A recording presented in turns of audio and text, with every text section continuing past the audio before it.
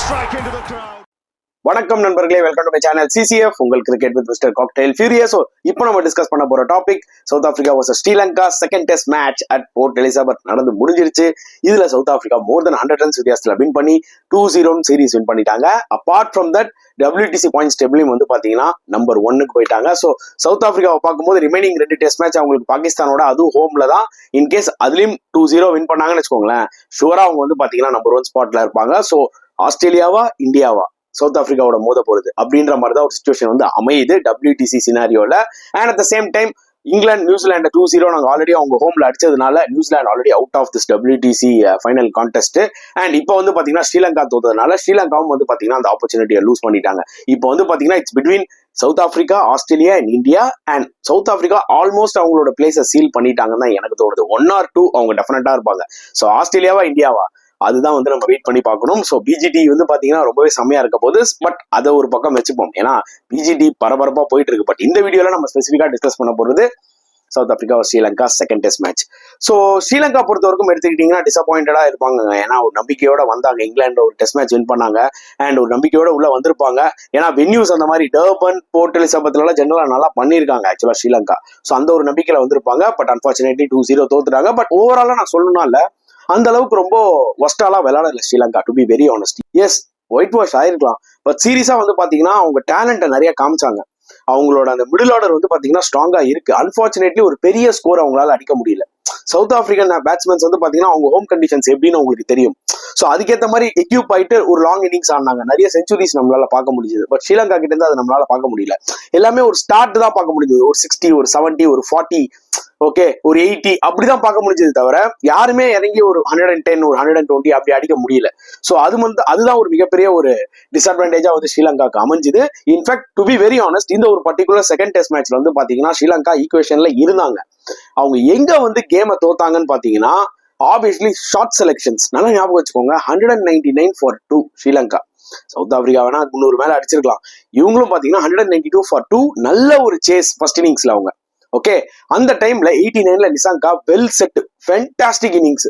தேவையில்லாம ஒரு ஷாட் ஏறி போய் அக்ராஸ்ல வந்து போல்ட் ஆனாருங்க மகாராஜா பால்ல. எனக்கு அப்படியே ஷாக் ஆயிடுச்சு பார்க்கும்போது. ஏன்பா செட் ஆகி அவ்வளோ ஹார்ட் ஒர்க் போட்டாரு ஆக்சுவலா நிசாங்கா, அவ்வளோ ஹார்ட் ஒர்க்.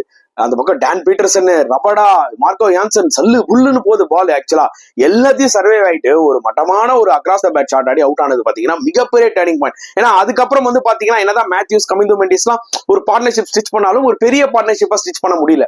சோ அந்த டைம்ல நிசாங்காவும் சந்திமாலும் கண்டினியூ பண்ணிருக்கணும் பெருசா. 199 for 2ல இருந்து ஒரு 260 for 2, 270 for 2னா சவுத் ஆப்பிரிக்கா கொஞ்சம் லைட்டா டென்ஷன் ஆக வாய்ப்புகள் நிறைய இருந்திருக்கு அந்த டைம்ல. பட் ஆனா கோட்டா விட்டாங்கன்னு சொல்ல முடியும். அண்ட் செகண்ட் இன்னிங்ஸ்ல வந்து பாத்தீங்கன்னா மேத்யூ செட் ஆகி நல்லா விளையாடிட்டு இருந்தாரு. அப்பதான் மகாராஜா அக்ராஸ்ல ஒரு 6 அடிச்சாரு. திருப்பியும் அக்ராஸ்ல ஆடுறேன்னு சொல்லிட்டு நிசாங்கா மாதிரி அவரும் மாடி போல்ட் ஆனாரு. அங்கேயும் பாத்தீங்கன்னா ஒரு சின்ன ஒரு மொமெண்டம் ஷிஃப்ட் ஆச்சு. ஏன்னா அந்த டைம்ல மேத்யூஸும் சரி, கமிந்து மெண்டிஸ் இவங்க எல்லாருமே செட் ஆகி நல்லா விளையாடிட்டு இருந்தாங்க. தேவையில்லாத ஒரு ஷாட் தான் நான் சொல்லுவேன். இந்த 2 ஷாட் செலெக்ஷன் வந்து பாத்தீங்கன்னா இந்த கேமோட டைமென்ஷன் அப்படியே சவுத் ஆப்பிரிக்கா பக்கம் திருப்பிடுச்சுன்னு நான் சொல்லுவேன். இன்னொரு ஒரு பிரச்சனை என்ன ஸ்ரீலங்கா ஃபேஸ் பண்ணாங்கன்னா அவங்களோட நியூ பால் செம்மையா இருந்துச்சுங்க. நியூ பால் அட்டாக் பியூட்டிஃபுல்லா போட்டாங்க. அவங்க ஸ்பின் பிரபாத் ஜெயசூர்யா அவரும் ஃபென்டாஸ்டிக்கா போட்டாரு. சவுத் ஆப்பிரிக்கால வந்து ஒரு ஸ்பின்னர் நல்லா போட்டிருக்காருன்னா பெரிய விஷயங்க. ஸ்ரீலங்காவோட டாப் விக்கெட் டேக்கர் யார் தெரியுமா இந்த சீரீஸ்ல? பிரபாத் ஜெயசூர்யா 10 wickets ஓவரால், ஒரு 5 for வேற எடுத்திருக்காரு. உங்களால நம்ப முடியுதா? சோ அந்த அளவுக்கு பியூட்டிஃபுல்லா அவர் போட்டிருக்காருன்னா பாத்துக்கோங்க. பட் அன்பார்ச்சுனேட்லி என்ன ஆயிடுச்சுன்னு பாத்தீங்கன்னா இந்த நம்பர் 10, நம்பர் 11 பேட்ஸ்மேன்ஸ் இருப்பாங்க பாத்தீங்களா சவுத் ஆப்பிரிக்கால, அவங்களாம் ரொம்ப அடிக்க விட்டாங்க. 18, 20 ரன்ஸ் அதெல்லாம் ரொம்ப குரூஷியல்ங்க. நீங்க என்னன்னா லாஸ்ட் ஒரு 2 பேட்ஸ்மேன் நீங்க ஒரு 30, 32 ரன் அடிக்க விட்டீங்கன்னா 30 ரன்ஸ் எவ்வளவு குரூஷியல் ஒரு டெஸ்ட் மேட்ச்ல. புரியுதா உங்களுக்கு? அங்கதான் கோட்டா விட்டாங்க ஆக்சுவலா ஸ்ரீலங்கா. நியூ பால்ல நல்லா போட்டாங்க, நல்லா விக்கெட்ஸ் எடுத்தாங்க. பட் ஆனா லோவர் டவுன் பேட்ஸ்மேன் வந்து பாத்தீங்கன்னா அவங்க விக்கெட் எடுக்கல. அந்த கில்லர் இன்ஸ்டிங்க்ட் இல்லைன்னு நான் கண்டிப்பா சொல்லுவேன். இது 3 விஷயம் ஆக்சுவலா மேஜரா ரிவால்வ் ஆச்சு. இன்னொரு விஷயம் என்னன்னு சொல்லலாம்னா கருணாரத்னேயோட ஃபார்ம். ஸ்டார்டிங்லேயே அவுட் ஆயிடுறாரு. ஃபர்ஸ்ட் இன்னிங்ஸ்ல 20 அடிச்சாரு, செகண்ட் இன்னிங்ஸ்ல 1 அவுட் ஆயிடுறாரு. என்ன ஆகுதுன்னு பாத்தீங்கன்னா அவர் அவுட் ஆகி அதை எக்ஸ்போஸ் பண்ணிடுறாரு. புரியுதா உங்களுக்கு? டாப் ஆர்டரை. பட் ஸ்டில் கருணாரத்னே தவிர மத்த எல்லா பேட்ஸ்மேனுமே ஆக்சுவலா கொஞ்சம் டஃப் கொடுத்து விளையாடினாங்க ஸ்ரீலங்காக்கு. சோ நான் என்ன சொல்லுவேன்னா, எஸ் WTC ரேஸ்ல அவங்க இதுக்கு மேல பெருசா எதுவும் பண்ண முடியாது. என்னதான் ஆஸ்திரேலியாவோட 2 மேட்ச் ஹோம்ல இருந்தாலும் அதை வின் பண்ண பார்ப்பாங்க. ஆப்வியஸ்லி பீட்டிங் ஆஸ்திரேலியா அவங்க ஹோம்லன்றது அந்த ஒரு ஹோம் ரெக்கார்ட் அவங்க மெயின்டைன் பண்ண பார்ப்பாங்க. புரியுதா அவங்களுக்கான WTC ஃபைனல் வருது ரொம்ப கஷ்டம். பட் அனதர் சைட் சவுத் ஆப்பிரிக்காவுக்கு ஹியூஜ் கிரெடிட் கொடுக்கணுங்க, எஸ்பெஷலி அவங்களோட கேப்டன் தெம்பா பவுமா. ஏன்னா இந்த சீரீஸ்ல கம்பேக் ஆகி வராரு இன்ஜுரியில இருந்து. 350 ஒரு செஞ்சுரி 4 இன்னிங்ஸ்லயே வந்து பாத்தீங்கன்னா மினிமம் 50 மேல அடிச்சிருக்காரு. ஓவரால் 2 டெஸ்ட் மேட்ச்ல 327 ரன். அவர் தான் டாப் ரன் கெட்டர் இந்த சீரீஸ்ல. Unbelievable batting effort. அவருக்கு ஒரு மிகப்பெரிய ஒரு சல்யூட். அண்ட் சவுத் ஆப்பிரிக்கால டாப் விக்கெட் டேக்கர்ஸ் நீங்க எடுத்துக்கிட்டீங்கன்னு பாத்தீங்கன்னா Marco Jansen 14 wickets. First test மேட்ச்லயே அது 7 விக்கெட் எடுத்தாரு. அண்ட் சவுத் ஆப்பிரிக்காவோட போலிங் நீங்க எடுத்துக்கிட்டீங்கன்னா நிறைய பாசிட்டிவ்ஸ் இருக்குங்க. பட் அதுக்கு முன்னாடி அவங்களோட பேட்டிங் கண்டிப்பா எடுத்துக்கலாம். ஏன்னா ஃபர்ஸ்ட் இன்னிங்ஸ்ல ரொம்ப ரொம்ப குரூஷியலான ஒரு ஸ்டேஜ்ல ரிக்லட்டன் வந்து ஒரு செஞ்சுரி போட்டாரு. அது ரொம்ப ரொம்ப I think one of the best innings from Rickelton நம்ம சொல்லலாம். ஏன்னா அவர் இதற்கும் 150 கூட போட்டது கிடையாது டெஸ்ட் மேட்ச்ல. 8 மேட்ச் ஆடி இருக்காரு. ரெக்கார்டு பாத்தீங்கன்னா ரொம்ப புவரா இருக்கு. ஆனா இந்த இன்னிங்ஸ் அவர் ஹையா ரேட் பண்ணிவார். இதுக்கப்புறம் அவர் எவ்வளவு வேணாலும் செஞ்சுரி அடிக்கணும். பட் இந்த இன்னிங்ஸ் ரொம்ப ரொம்ப ஹைலி ரேட் பண்ணப்படும்ன்றது ஏன் சொல்ல வரேன்னா சவுத் ஆப்பிரிக்கா வேற அண்டர் ட்ரபுள். லைக் 49 for 3 ஏதோ ரொம்ப அண்டர் ட்ரபுள் இருந்தாங்க. அந்த டைம்ல அவரும் பவுமாவும் ஒரு இம்பார்ட்டன்ட் பார்ட்னர்ஷிப் ஸ்டிச் பண்ணாங்க. பவுமாவும் ஒரு நல்ல ஒரு 60 odd runs அடிச்சாரு. ஐ திங்க் 78 அடிச்சாருன்னு நினைக்கிறேன். அண்ட் ஒரு சூப்பர் 100 ஃப்ரம் ரிக்லட்டன். லோவர் டவுன் ஆர்டர்ல இருந்து கைல் வேரன் வந்து ஒரு ஃபேண்டாஸ்டிக் 100 அடிச்சாரு பாருங்க. அங்கதான் டோட்டலா மொமெண்டமே ஷிஃப்ட் ஆச்சு. கைல் வேரன் வந்து பாத்தீங்கன்னா லாஸ்ட் சீரிஸ் பங்களாதேஷ்ல ஒரு செஞ்சுரி போட்டாரு. ஸோ சவுத் ஆப்பிரிக்காக்கு இப்போ ஒரு விக்கெட் கீப்பர் பேட்ஸ்மேன், நல்ல ஒரு விக்கெட் கீப்பர் பிளஸ் ஒரு நல்ல ஒரு லோவர் டவுன் ஆர்டர் பேட்ஸ்மேனும் கிடைச்ச மாதிரி இருக்கு. ஸோ அதனால இது ஒரு மிகப்பெரிய பிளஸ் ஃபார் சவுத் ஆப்பிரிக்கா, எந்த டவுட்டுமே கிடையாது. அண்ட் ஆப்வியஸ்லி ஃபர்ஸ்ட் இன்னிங்ஸ்ல வந்து பாத்தீங்கன்னா they posted 358 which was a very good score. ஸ்ரீலங்காவோட போலிங் எடுத்துக்கிட்டீங்கன்னா எஸ் இவரு கண்டிப்பா நம்ம கிரெடிட் கொடுக்கணும். குமாரா செம்மையா போட்டு 4 விக்கெட்ஸ் எடுத்தாரு. மற்ற ஃபாஸ்ட் பவுலர்ஸும் நல்லா போட்டாங்க. அசிதா பெர்னாண்டோவா இருக்கட்டும், விஸ்வா பெர்னாண்டோவா இருக்கட்டும். But pick of the bowlers எடுத்துக்கிட்டா டெஃபினட்டா நான் ஃபர்ஸ்ட் இன்னிங்ஸ்ல குமாரா தான் சொல்லுவேன் ஸ்ரீலங்கா பாயிண்ட் ஆஃப் வியூல. அண்ட் ஸ்ரீலங்கா திருப்பி நல்ல ரிப்ளை தாங்க. 328 நான் சொன்ன பாத்தீங்களா, அந்த 199 for 2ல இருந்து அந்த நிசாக்கா 89ல அந்த ஷாட் ஆடாம இருந்தாருன்னு வச்சுக்கோங்களேன், இன்னுமே லீட் எடுத்திருக்கலாம். அங்கதான் வந்து ஒரு தப்பு பண்ணிட்டாங்க. So 30 runs lead hand over பண்ணிட்டாங்க சவுத் ஆப்பிரிக்காக்கு. சவுத் ஆப்பிரிக்கா செகண்ட் இன்னிங்ஸ்ல உஷாரா விளையாட்டாங்க. இந்த விக்கெட் எப்படி இருந்ததுன்னா போர்ட் எலிசபெத்ல நல்ல ஒரு பவுன்ஸும் இருந்தது. பேட்ஸ்மேன் உங்களாலையும் ரன் ஸ்கோர் பண்ண முடியும். அந்த வகையில கிட்டத்தட்ட வந்து பாத்தீங்கன்னா ஒரு 317 runs அடிச்சிட்டாங்க. மார்க்ரம் ஒரு க்ரூஷியல் 55 அடிச்சாரு. பவுமா ஒன்ஸ் அகைன் ஒரு 60 odd runs. மற்ற பேட்ஸ்மேன் பெடிங்கம் ஒரு 35, இந்த மாதிரி சின்ன சின்ன கான்ட்ரிபியூஷன் பண்ணாங்க. So 317 plus 30 runs lead, 348 runs target. இந்த ஒரு போர்ட் எலிசபெத் விக்கெட்ல கொஞ்சம் ட்ரிக்கி தான். நீங்க அடிக்க முடியாதுன்னு இல்ல, பட் டெஃபினட்டா அந்த ட்ரிக்கி இருக்கு. ஏன்னா ஃபாஸ்ட் பவுலர்ஸ்க்கும் அந்த ஒரு மூவ்மெண்ட் இருக்கும், பிளஸ் ஸ்பின்னர்ஸ்க்குமே அசிஸ்டன்ட் இருக்கும். அதனாலதான் கேஷவ் மகாராஜ் ஈக்குவேஷனுக்குள்ள வந்தாரு, 5 விக்கெட் எடுத்தாரு, கலகிட்டாருன்னு சொல்ல முடியும். ஸ்ரீலங்கா பொறுத்தவரைக்கும் ஃபைட் பண்ணாங்க. கேப்டன் ஒரு ஃபைட்டிங் நாக் விளாண்டாரு 50 runs. Kamindu Mendis once again வந்து பாத்தீங்கன்னா அந்த 2 இன்னிங்ஸ் சேர்த்தீங்கன்னா ஒரு 40 run அடிச்சிருப்பாரு.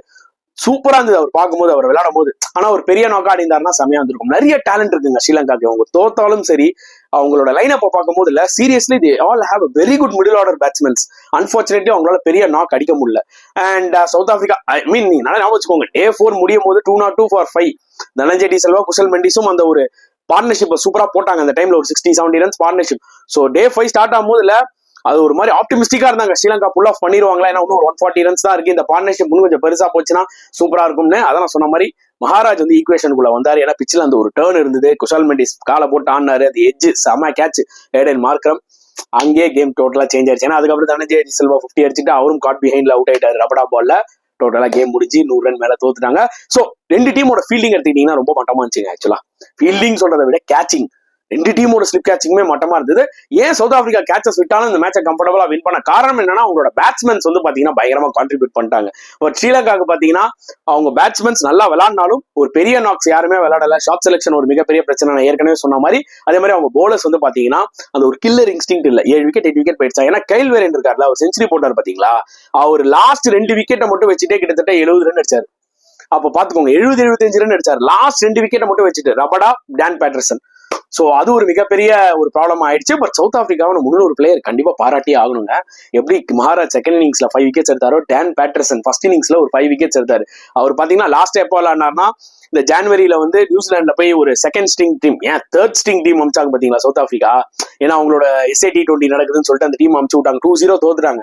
அப்போ டான் பேட்டர்சன் விளையாடினாரு. அதுக்கப்புறம் ரொம்ப நாள் கழிச்சு இப்போ ஒரு கம்பேக் கொடுத்து கம்பேக்ல ஒரு 5 விக்கெட்ஸ் பிளஸ் செகண்ட் இன்னிங்ஸ்லயும் செமையா போட்டாரு. செம த்ரெட்டனிங்கா இருந்தாருன்னு சொல்ல முடியும். சோ இது ஒரு மிகப்பெரிய ஒரு பிளஸ் ஃபார் சவுத் ஆப்பிரிக்கா. ஏன்னா அவங்களோட ஃபாஸ்ட் பவுலர்ஸ் எல்லாருமே are in a good rhythm. என்ன ரபடா கிட்ட இருந்து நான் கொஞ்சம் அதிகமா எக்ஸ்பெக்ட் பண்ணேன். இந்த சீரீஸ்ல பாத்தீங்கன்னா ரபடா நீங்க நினைக்கிற மாதிரி பயங்கரமான விக்கெட்ஸ் எடுக்கல. 6-7 விக்கெட் தான் ஓவரால் சீரீஸ்ல எடுத்திருப்பாரு. ஆனா அந்த ஒரு விக்கெட்டும் பாத்தீங்கன்னா ஏதாவது ஒரு கீ விக்கெட்டா இருக்கும். அதுல எந்த டவுட்டுமே கிடையாது. புரியுதா உங்களுக்கு? பட் ஸ்டில் ரபடா கிட்ட தான் அந்த ஒரு 5-6 எதிர்பார்த்தோம். பட் ஸ்டில் ரபடா ஒரு இம்பார்ட்டன்ட் மேட்ச்னு வந்தா ஸ்டெப் அப் ஆவாரு நமக்கு நல்லா தெரியும். ஸோ WTC பாயிண்ட்ஸ் டேபிள்ல நம்பர் 1ல இருக்காங்க. ஸோ சவுத் ஆப்பிரிக்கா இந்த முறை ஃபைனல் கன்ஃபார்மா போயிடுவாங்கன்றது கிளியர் கட்டா தெரியுது.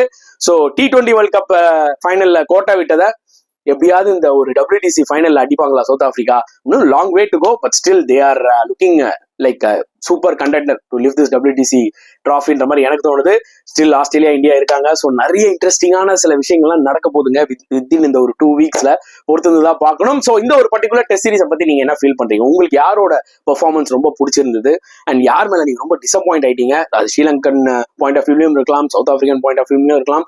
எதா இருந்தாலுமே தாராளமா கமெண்ட் செக்ஷன்ல போட்டுருங்க. இந்த வீடியோ பிடிச்சிருந்தா லைக் பண்ணுங்க, ஷேர் பண்ணுங்க, முடிஞ்சா சப்ஸ்கிரைப் பண்ணுங்க. ஸோ நெக்ஸ்ட் வீடியோல பார்க்கலாம் ஃப்ரெண்ட்ஸ். அன்டில் தென் பாய்.